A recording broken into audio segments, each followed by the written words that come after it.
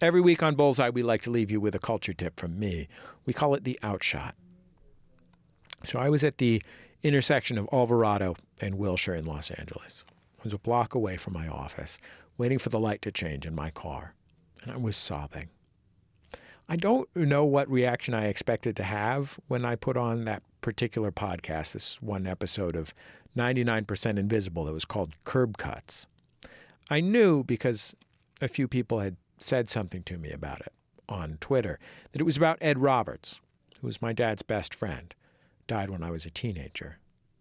But when I heard Ed's mom, Zona's voice, she's 95 years old now, still kicking, I just lost it.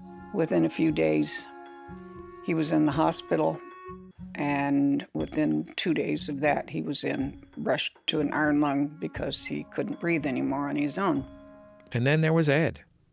You know, they say audio is different from video. When somebody's talking, they're talking to you on the radio, like a phone call, like you and me now.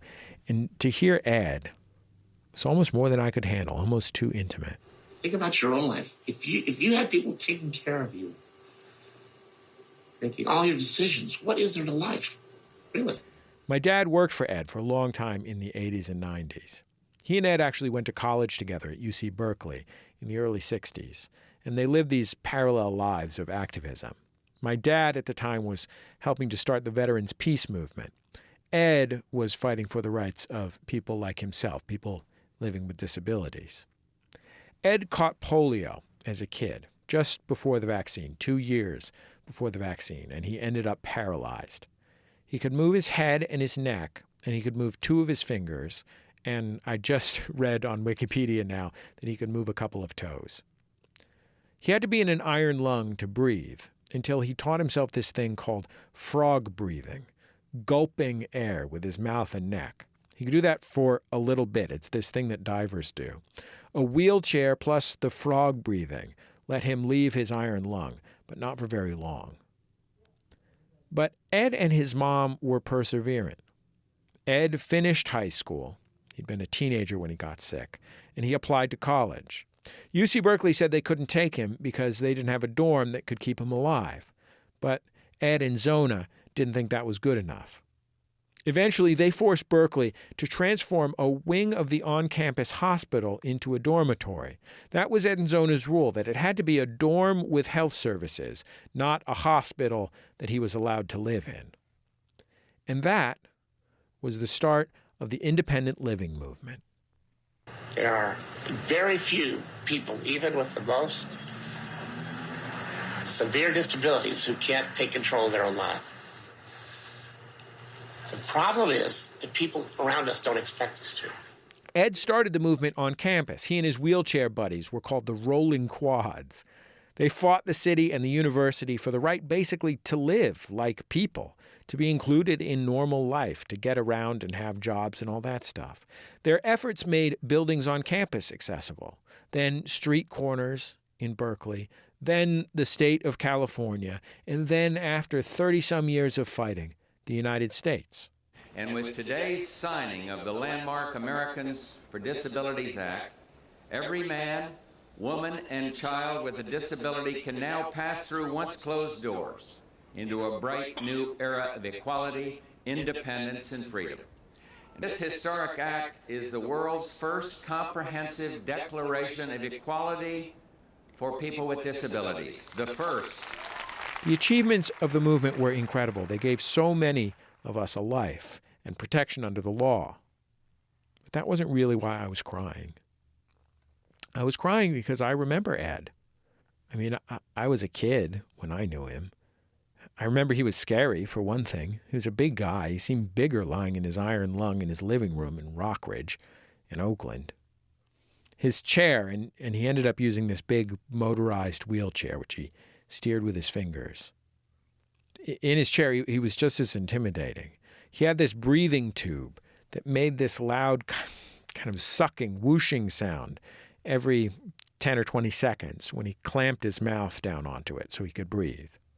Well, that was a lot for a kid. And also, Ed took up space. I mean, the iron lung was huge and the chair was big and heavy, But Ed just at some point in his life, at some point before I knew him, he just decided to be noticed.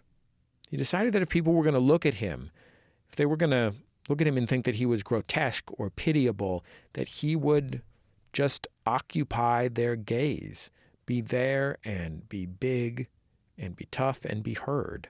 A lot of years ago, I decided that people were going to stare at me, and it was a lot better if I decided I was a star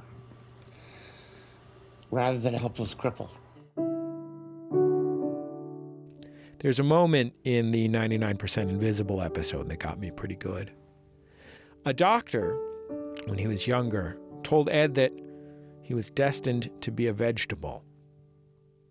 And Ed said, "Great, I'll be an artichoke. Tough and sharp on the outside, with a sweet heart in the middle." I mean, look, my dad was and is a vet, and he was a vet who chose to live his life in opposition to war. So, there weren't a lot of folks he related to. He didn't have a ton of close friends that I saw. But I remember the way that he looked at his friend Ed. They were comrades. They were guys who'd been through real trauma, real fights. People who'd fought just to be seen. And even when I was 8 or 9 years old, I could see the way my dad loved and admired his friend Ed. I could see it when he looked at him, hear it when he talked about him. And I didn't just get to see Ed be tough. I got to see Ed's heart, too. People used to ask him if he could have a girlfriend, which, kind of rude. And when they would ask him that, he'd point to his son Lee, and he'd say, "How the do you think I got him?" I used to get to ride on Ed's chair. He'd invite me up there and we'd cruise around. And I saw how he turned his difference into something like a superpower. We used to sit in his seats at the Coliseum to watch the A's. He was a big baseball fan. The Coliseum was built in the early 60s. It's barely accessible. But what that actually ended up meaning was that the wheelchair seats were really good seats. That was exciting. And Ed was funny, really funny. And he just, he was fighting for his life, his whole life. He just didn't have time for bullshit. He just runs somebody over. Literally. If someone was standing in his way, if someone was giving him baloney, he would literally run them over with his giant wheelchair. Because what the hell were they going to do about it?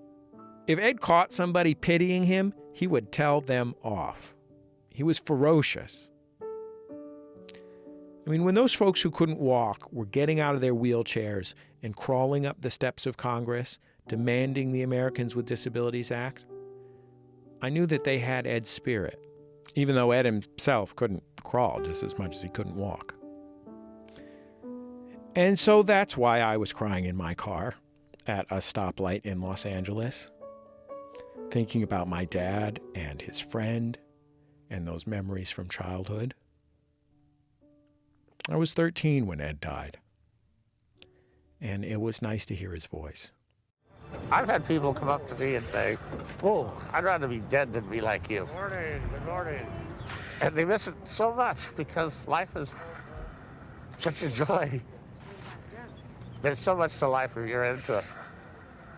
There's so many reasons to die if you're not at all. That's my outshot.